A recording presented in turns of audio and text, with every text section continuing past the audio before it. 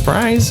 I'm back in India, downloading wisdom from an entrepreneur who's been incubating startups here since Back to the Future was a new release. So obviously, Bangalore is known as the Silicon Valley of India, and I have it on good authority that you are very well known at the heart of that. Can you tell me a little bit about your role within the industry? It's been a good 30 plus year journey, all anchored in Bangalore in some sense, right? Meet Ravi, the angel investor and entrepreneur who's done everything from this. We set up possibly India's first ERP consulting company. To this. Then set up probably India's earliest incubation center with 2 other colleagues. Plus a dash of this for good measure. In between, I took a couple of years off to do something that I'm passionate about, which is education, right? I set up something called Science at That.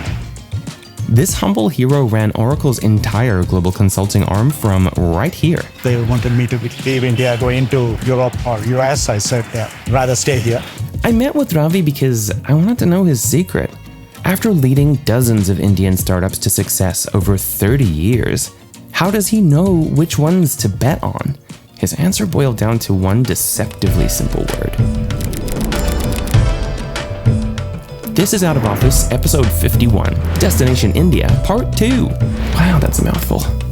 Where's my DeLorean when I need it? I want to touch on something that you said earlier. You painted a picture of Bangalore as a place where there was access to greater opportunity in the professional realm, and certainly throughout the 90s and the noughties that created a lot of opportunity here. And now with remote work, the geographic boundaries are lifted somewhat and access to opportunity expands. What do you think are the characteristics of the people who will succeed in that new frontier? I believe the only thing that is going to be really relevant is not what you learned 10 years ago, how curious you were to build on what foundation you can start off. Curiosity. If curiosity is the factor that will be so critical in this new frontier, separating the people who can harness it to succeed and those who stay where they are, how does one measure curiosity? Well, that's a big project, right? I did something called Science at That, where our focus was how do we build the equivalent of an IQ with what we call as the CQ, this curiosity quotient. Curiosity quotient. I love that. So everybody talks about IQ and EQ. I think top of all of that, you meet curiosity quotient. CQ is what should drive you internally. I actually don't need any external factor to drive CQ. If you're curious enough to ask yourself a question and let that seep into you, and you should have the drive to say, I need this answer, right? It's almost the old seeker mode. There's an alignment with philosophy, right? For some reason, I was thinking about the movie Room at first, which there's a kid who was born inside a single room and he's never left it. I think your point around you don't need any external factors for curiosity to flourish. It's like part of the human experience is so found in a lot of ways. And it also makes me think back, thousands of years ago when philosophers and prophets were asking questions about the world and stumbling their way to try and find the answers to those questions. But to your point, the question matters more than the answer. Absolutely.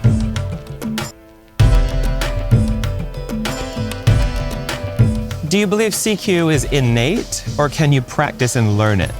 It's innate. As young kids, we are much more curious, and then what we end up being. Parenting books tell you to expect too many whys at the age of 2. Right? Why is the sky blue? Kids always surprise you, right? Because they come up with these questions. The number of why questions that are asked is quite high till 3rd standard or 3rd grade. And for whatever reason, it kind of systematically drops by the time you come to 8th. Why is that? It's probably because our education system has always focused on answers.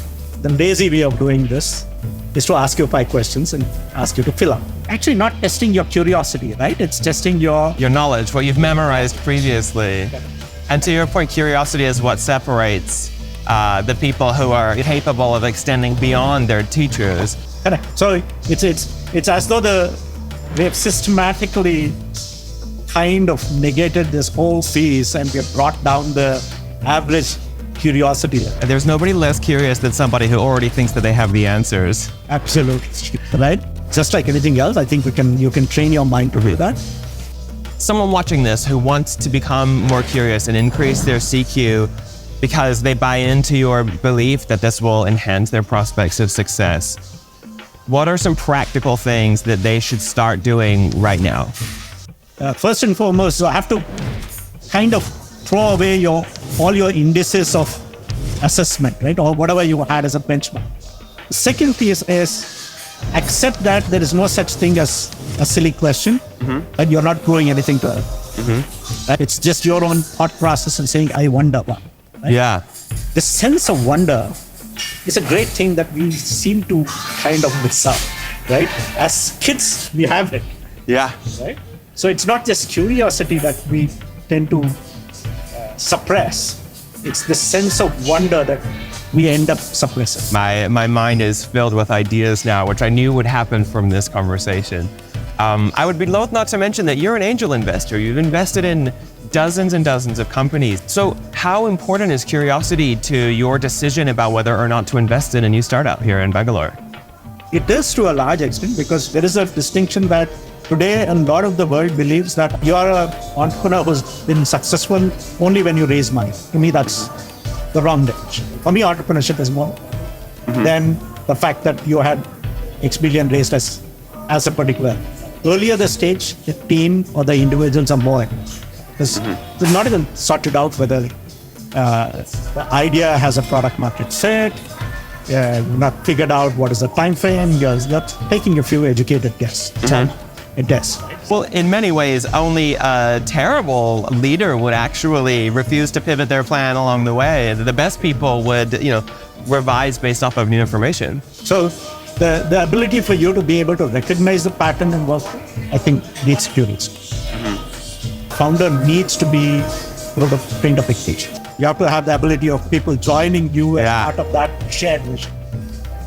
So it's not just curiosity, the other things start adding up. But if you are not curious at the core, I don't know if you can really be a successful artist. That is amazing food for thought. Ravi, it has been so wonderful sitting here and getting to talk to you. The world could use a few more people like you, Ravi.